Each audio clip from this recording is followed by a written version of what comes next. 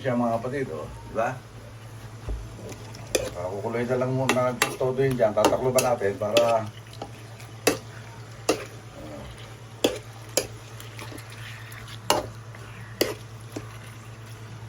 magmantika siya. Okay?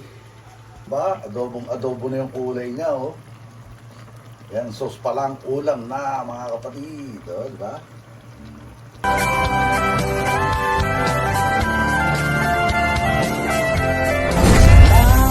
Pilipino, saan man sa mundo, ang Pinas sa inyo'y saludo. Malawak man ang daigdig, malayo ka man kababayan, sa kalungkot ay huwag pagkakain. Pilipino, saan man sa mundo, ang Pinas sa inyo'y saludo. Malawak man ang daigdig, malayo ka man kababayan, sa kalungkot ay huwag padadain. Oh, what's up mga kapatid? Panibagong araw, panibagong vlog po tayo ngayon. At ang vlog natin ngayon ay dito lang po tayo sa bahay. At nakita nyo naman, naka-apron naman tayo. Magluluto lang tayo ng simpleng chicken adobo. Siyempre, ang kusinerong macho. Try natin to. Itong aking bagong nakuhang pwede, sabi sa description, pwedeng slicer, pwedeng bone cutter. Kaya, let's try! Subukan po natin mga kapatid. Kung talagang garantisado to.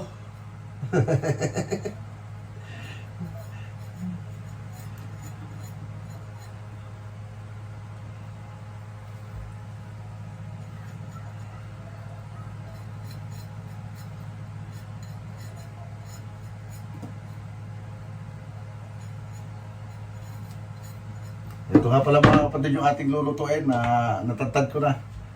Ayan, tinantad ko na kanina para hindi na masyadong mahaba ang ating vlog. Kasi maraming naiinip. Ayan.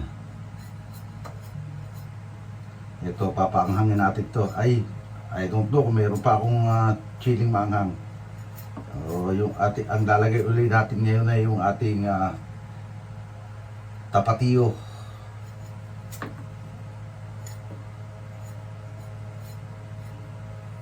Okay.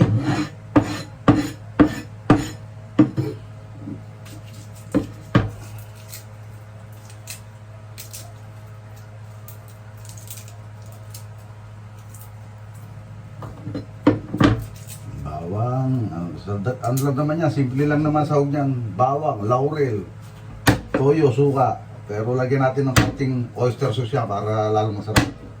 Saka yung tapatiyo.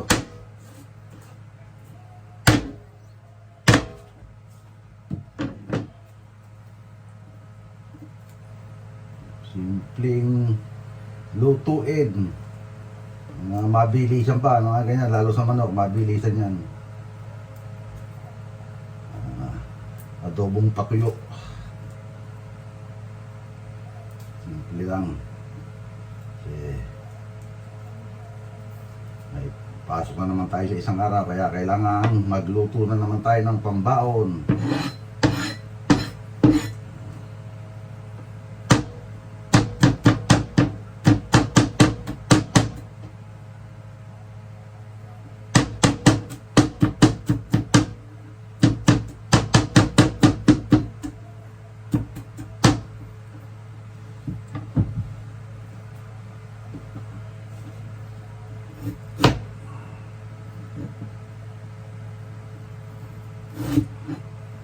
Ito, pipit-pitin lang natin ito, siyempre. Yan.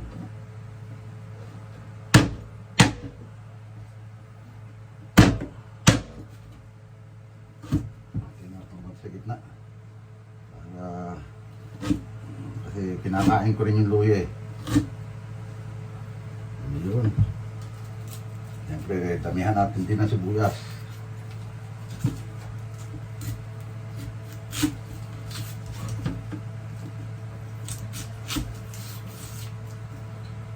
Bilib ka sa mga Chinese na chef, no?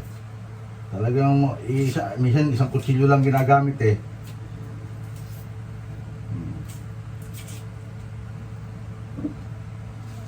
Okay.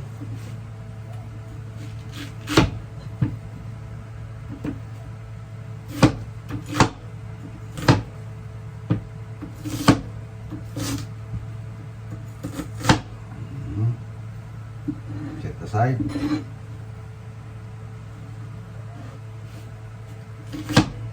Diba? Painitin na rin pala natin yung ating kawali. Habang naggagaya tayo.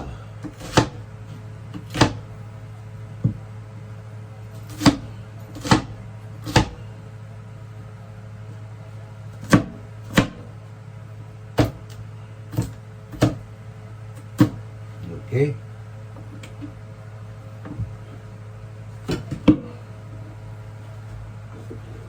Andali lang, nalimutan natin painitin kagad yung kawali. Kaya painitin muna natin yung kawali. Okay mga kapatid, mainit na yung ating kawali. Lagyan na natin siya ng mantika.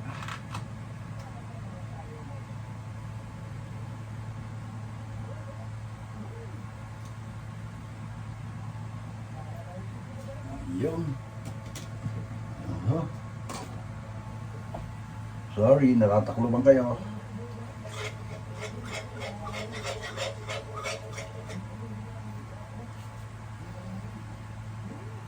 Bawang. Ang kagandahan pagka nakaredihit na yung ating kawali. Konting painit na lang sa mantika.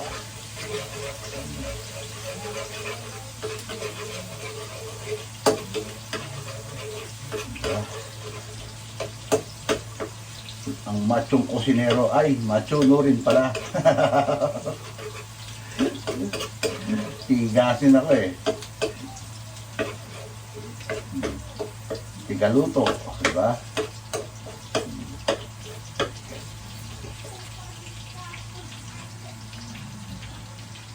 Sunod na natin yung luya.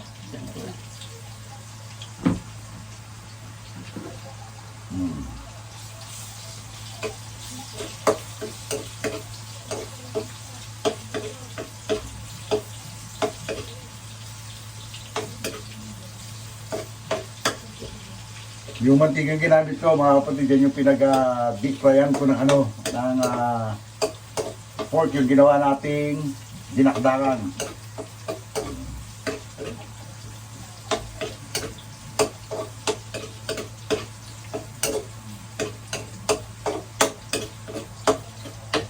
Kaya nilalagay namin sa garapon para makatining sa ilalim yung ano. Kaya pakikita ko sa inyo mga kapatid. Ayan, nakatining na sa ilalim yung kanyang yung ano ng baboy, kaya yung ibabaw niyan, mantika na talaga yan. Yun yung parang tubig yata, nasa ilalim niya. Siyempre, ihulog na natin ang sibuyas.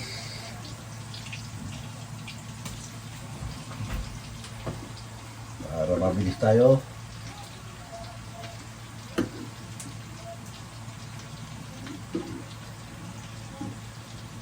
Sama na rin natin sa gisaan laurel para mas magaling siyang lumasa.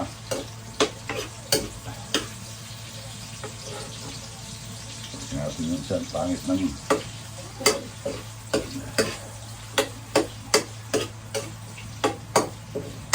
bago na niya. Yan, inihulog ko na nga pala mga kapatid yung ano itong manok natin. Siya mga kapatid, diba? Kukuloy na lang muna todo yun dyan. Tatakloban natin para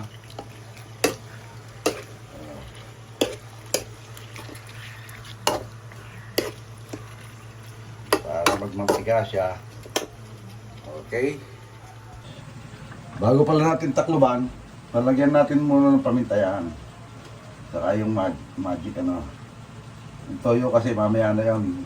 Para pag nawala muna yung medyo yung dugo-dugo niya, saka lalagyan ng toyo sa suka yan. Dito lalasa na siya rito.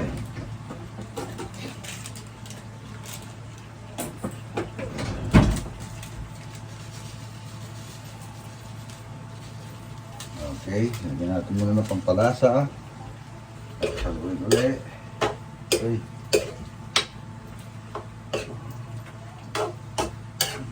Hindi ko alam bakit yung mga sinaunang adobo gustong gusto yung buo yung paminta.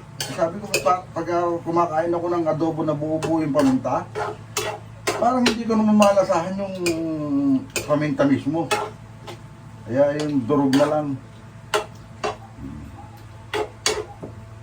At least yung durog, manunuot yung lasa niya sa ano, sa karne, di ba?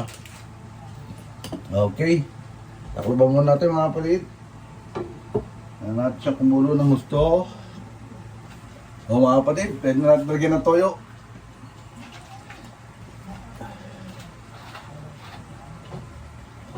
Toyo muna. Para lumasa. Kasi wala na yung dugo-dugo niya. Kaya, ganito ng toyo.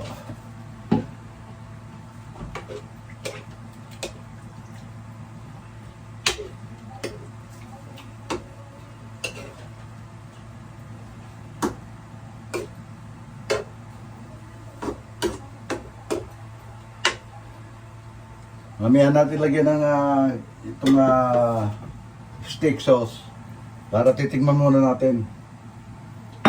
Kailangan matimpla muna ng maayos siya bago lagyan na kasi may konting alat din yun eh.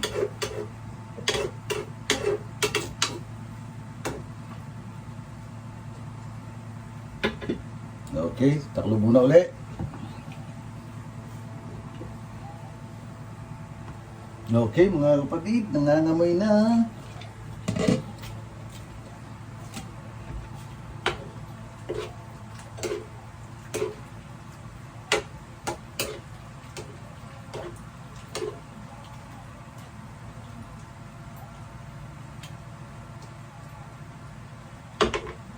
Lagyan na natin ng konting paanghang. Tapatio.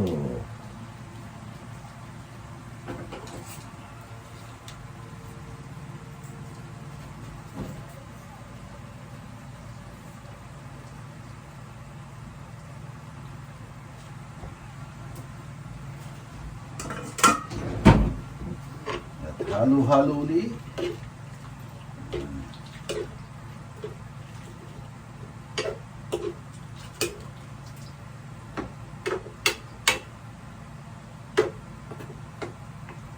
Hindi natin tatakluban para hindi siya magtubig. Nagtutubig na eh. Siyempre, kailangan natin tikman. Tikman natin kung ano yung klase ng alat niya.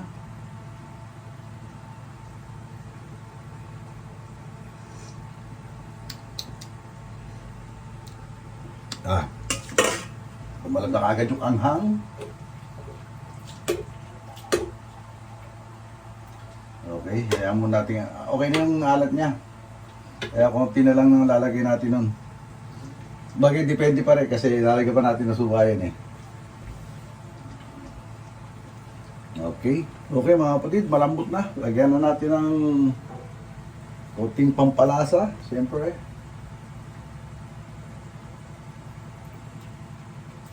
Yan ang magpapalapot niyan. At suka.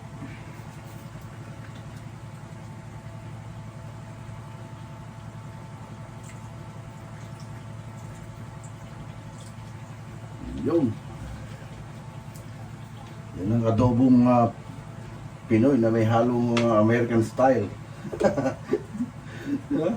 Kasi nilagyan natin ng steak sauce. Na-try ko na kasi yan dati sa ano eh. Sa pork.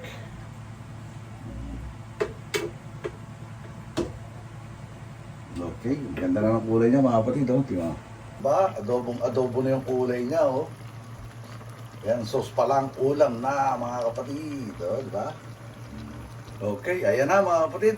Luto na siya. Masarap din daw, sabi ni nanay, masarap din yung may konting sauce. Kaya, hindi natin patutuyuin yan.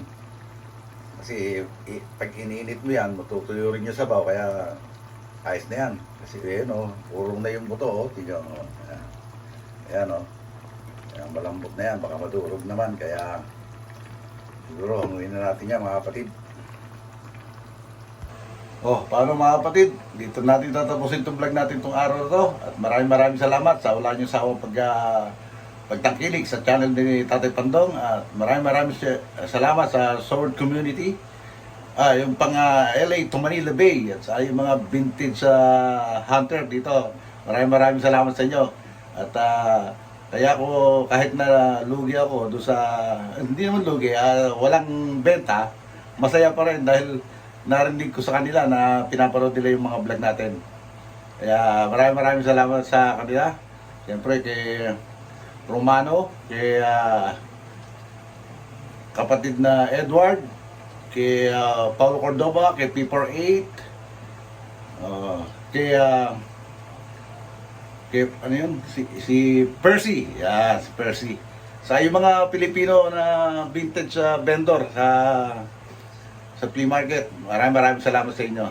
At syempre, maraming salamat din sa Team Sword Team USA, sa Planet Sword, Bukana Vloggers, Sword Family, Team Kapanalig, Kasangka Foundation, Kalimbang Boys, Pinyan Vloggers, Burias Vloggers. Maraming salamat sa inyo dahil may mga nagko-comment, mga taga Burias, may mga taga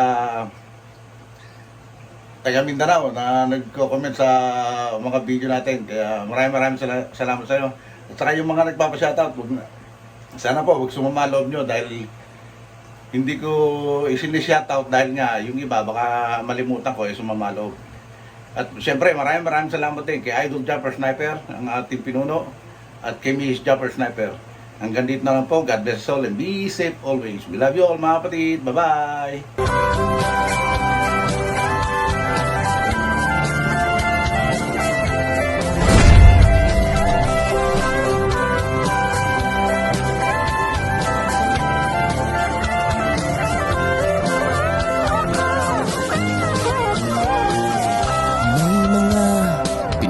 Nangangamba, tiyak pang bukas sa sariling bansa.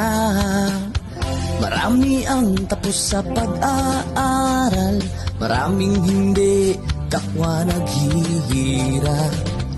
Dahil sa ganitong kalagayan, sila ay nagpasyang lumisan na lang.